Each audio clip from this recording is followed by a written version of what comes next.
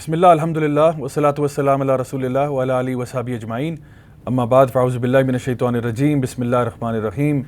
رب اشرح لی صدری ویسر لی امری واحلل عقدۃ من لسانی یفقہوا قولی۔ السلام علیکم ورحمۃ اللہ وبرکاتہ۔ خواتین و حضرات، اور بہت بہت خوش آمدید ہمارا یہ پروگرام جواں تم چلے ہو کہاں۔ میرا نام راجہ ضیاء الحق ہے اور آج ہم بات کر رہے ہیں علم کی اہمیت کے اوپر۔ خواتین و حضرات، ہمارا دین اسلام علم کی طرف بہت زیادہ ترغیب دیتا ہے۔ نبی کریم صلی اللہ علیہ وسلم کی ایک بڑی مشہور حدیث ہے جہاں پہ آپ نے فرمایا کہ علم کا حاصل کرنا ہر مسلمان مرد اور عورت پر فرض ہے۔ اب ایک سوال پیدا یہ ہوتا ہے کہ یہ آخر کون سا علم ہے جو حاصل کرنا ہر مسلمان مرد اور عورت پہ فرض ہے؟ کیونکہ یاد رکھیے، دین اسلام کے اندر یا فقہ کے اندر جب کوئی چیز فرض کر دی جاتی ہے تو اس کا مطلب یہ ہوتا ہے کہ اگر آپ اس کو پورا نہیں کریں گے تو آپ گناہ گار ہو جائیں گے۔ تو آخر وہ کون سا علم ہے جس کا حاصل کرنا ہر مسلمان پر، چاہے وہ مرد ہو یا عورت ہو، بچہ ہو یا بوڑھا ہو، امیر ہو یا غریب ہو، شہر میں رہتا ہو یا گاؤں میں رہتا ہو، ہر مسلمان پہ فرض ہے، اور اگر وہ اس کو پورا نہیں کرے گا تو وہ گناہ گار ہوگا۔ اس کے بارے میں جب آپ علماء سے بات کرتے ہیں تو پتہ چلتا ہے کہ جو چیز فرض ہے اس میں، وہ کیمسٹری کا پڑھنا فرض نہیں ہے ہر مسلمان پہ، پڑھ لے تو بہت اچھی بات ہے۔ انگلش کا پڑھنا ہر مسلمان مرد عورت پہ فرض نہیں ہے، پڑھ لیں تو بہت اچھی بات ہے۔ کچھ لوگ ہونے چاہیے جو کہ انگلش بھی پڑھیں، میتھمیٹکس بھی پڑھیں، سائنسز پڑھیں، chemistry, biology, geography, different subjects پڑھیں، ضرور اچھی بات ہے۔ لیکن جو چیز فرض ہے ہر مسلمان پر جو چیز فرض ہے وہ ہے کہ اس کو اپنے رب کے بارے میں پتہ ہونا چاہیے، اس کی توحید کا جو کانسیپٹ ہے وہ بالکل کلیئر ہونا چاہیے، جو بھی عبادات ہیں اس کو صحیح طریقے سے آنی چاہیے، اس کو حلال اور حرام میں تمیز ہونی چاہیے۔ کیونکہ ایسا نہیں ہو سکتا کہ ایک مسلمان اپنے آپ کو مسلمان کہتا ہے لیکن حرام کام کر رہا ہے، اور جب اس کو یہ کہا جاتا ہے کہ یہ تو حرام ہے تو کہتے ہیں اچھا مجھے نہیں پتا تھا، مجھے معلوم نہیں تھا۔ یہ بہت بڑی زیادتی ہوگی کہ اگر ایک مسلمان جو ہے اس کو یہی نہیں پتا کہ اس کے کرنے والے کام کون سے ہیں اور نہ کرنے والے کام کون سے ہیں۔ یعنی ایک بیسک لیول آف ایجوکیشن جو ہے جہاں پہ آپ کو یہ پتا ہو کہ رب تعالیٰ آپ سے کیا چاہتے ہیں، اس کا پتہ ہونا ہر مسلمان مرد عورت کے لیے لازم ہے۔ اچھا خواتین و حضرات، میں آج آپ کو اس سورہ کی طرف لے کر جاتا ہوں قرآن مجید میں جو سورہ علق ہے، اور وہ آیات جو سب سے پہلی آیات نازل ہوئیں نبی کریم صلی اللہ علیہ وسلم پر۔ آپ سب اچھی طرح جانتے ہوں گے کہ وہ آیات ہیں اقرأ بسم ربک الذی خلق، پڑھ اللہ کے نام سے جس نے پیدا کیا، تیرے رب کے نام سے جو پیدا کرنے والا ہے۔ اچھا اب یہ دیکھیے کہ یہ جو کانٹیکسٹ ہے ذرا سمجھ لیجئے کہ نبی کریم صلی اللہ علیہ وسلم مکہ میں جس ٹائم پہ تھے، اور جب پہلی ریولیشنز آنا شروع ہوئیں، پہلی وحی آنا شروع ہوئی، تو اس سے پہلے ہی آپ صلی اللہ علیہ وسلم کو سچے خواب آنا شروع ہوئے۔ یہ ایک صحیح حدیث میں یہ بات موجود ہے کہ وحی کا آغاز یوں ہوا کہ آپ صلی اللہ علیہ وسلم کو سچے خواب آتے تھے، اور پھر آہستہ آہستہ ایسا ہوا کہ آپ صلی اللہ علیہ وسلم کو تنہائی پسند آنے لگ پڑی، آپ سوسائٹی سے آہستہ آہستہ علیحدہ ہو گئے، اور شاید اس کی وجہ یہ بھی ہے کہ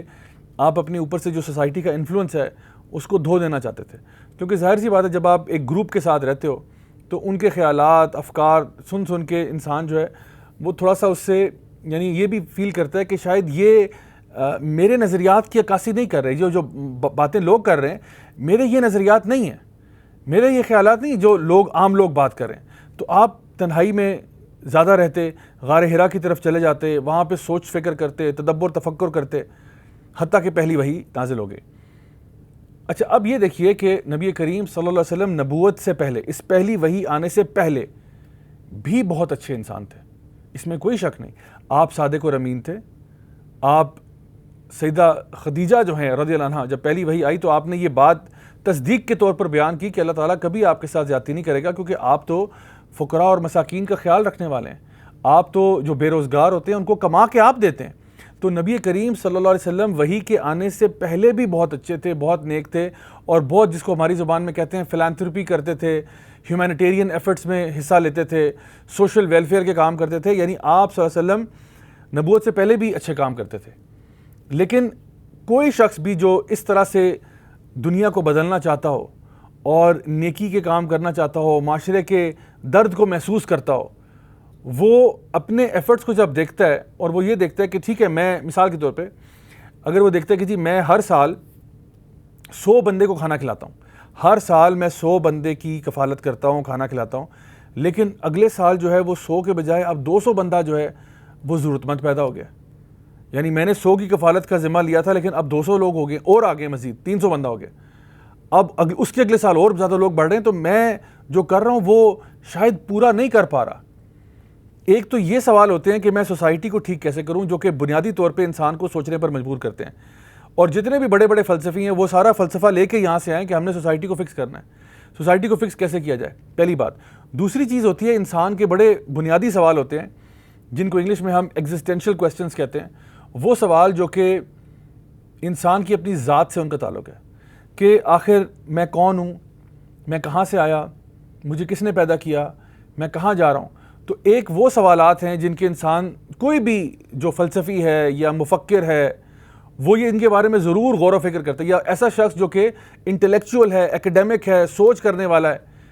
وہ ہمیشہ 2 لائنز پہ ضرور سوچتا ہے. ایک یہ کہ میں کہاں سے آیا, میرا وجود کیا ہے, میں کہاں جا رہا ہوں, یہ سوال اس کے ذہن میں ہوتے ہیں. اور ایک سوال یہ ہوتے ہیں کہ آخر جو معاشرے کے جو بھی ایولز ہیں, معاشرے میں جو سوسائٹی جس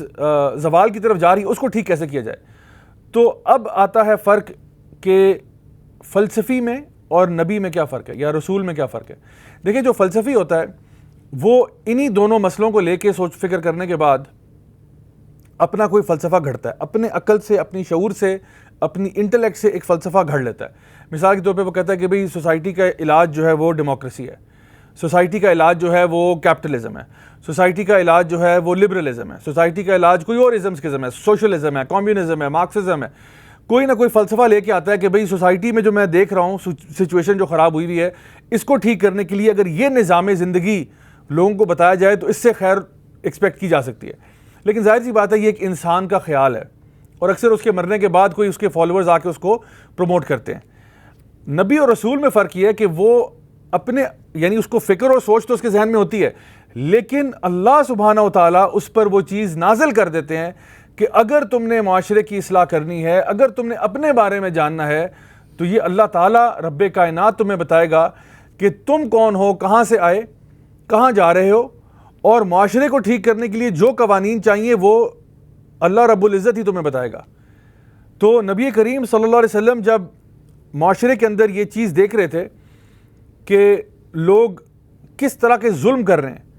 بچیوں کو زندہ دفن کیا جا رہا ہے, لوگ شراب پی رہے ہیں, لوگ زنا کر رہے ہیں, لوگ آپس میں چھوٹی چھوٹی بات کے اوپر عرب قبیلے جنگوں پہ اتر آتے ہیں, قتل و غارت ہو جاتی ہے, لوگوں کے اندر ٹرائبلزم ہے, نیشنلزم ہے, قوم پرستی اتنی زیادہ ہے, ہر بندہ اپنی اپنی قوم کے ساتھ جڑا ہوا ہے. اس کے علاوہ شرک اتنا زیادہ ہے, کعبہ کے اندر 360 بت پڑے ہوتے تھے.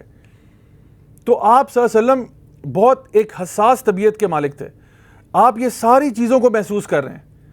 آپ یتیموں کو بھی دیکھ رہے ہیں, آپ مسکینوں کو بھی دیکھ رہے ہیں, اور آپ دیکھ رہے ہیں کہ سوسائٹی جو ہے وہ بد سے بدتر ہوتی چلی جا رہی ہے. حالانکہ آپ صلی اللہ علیہ وسلم لوگوں کی مدد بھی کر رہے ہیں, جیسا کہ سیدہ خدیجہ نے یہ بات ارشاد فرمائی کہ آپ یہ سارے نیک کام کرنے والے ہیں, لیکن آپ کو نظر آ رہا تھا کہ میرے ایفرٹس کے باوجود سوسائٹی جو ہے وہ ٹھیک نہیں ہو رہی. یعنی سوسائٹی کو ایک بڑے ریفارم کی ضرورت ہے. وہ ریفارم کہاں سے آئے گا؟ دیکھیے اس کی مثال میں آپ کو یوں دیتا ہوں کہ اگر ایک پل ٹوٹا ہوا ہے, اور اس ٹوٹے ہوئے پل سے نیچے جو ہے لوگ گرتے جا رہے ہیں اور دریا میں گر رہے ہیں, اور ایک شخص جو لوگوں کے لیے درد محسوس کرتا ہے وہ پانی میں تیرتا ہوا جاتا ہے, ایک بندے کو نکال کے لاتا ہے, پھر دوسرے کو لے کے آتا ہے, پھر تیسرے کو لے کے آتا ہے, لیکن جب وہ 10 بندوں کی جان بچاتا ہے تو اوپر سے 50 بندہ اور گر جاتا ہے. تو پھر وہ حیران ہوتا ہے کہ میرے ایفرٹس شاید ویسٹ ہو رہے ہیں, میں اتنی کوشش کر رہا ہوں, محنت کر رہا ہوں, لیکن لوگ تو گرتے چلے جا رہے ہیں. پھر اس کو سمجھ آتی ہے کہ اصل میں جو مسئلہ ہے وہ برج کو ریپیئر کرنے کا مسئلہ ہے. میں تو ایک ایک کر کے تو بچاتا رہوں گا, لیکن اصل میں جو سسٹم ہے اس کو ٹھیک کرنے کی ضرورت ہے. خواتین و حضرات, یہ سسٹم ٹھیک کیسے ہوتا ہے؟ یہاں پہ لیتے ہیں چھوٹا سا بریک کے بعد واپس آتے ہیں اور اس گفتگو کو کنٹینیو کرتے ہیں. Do stay with us.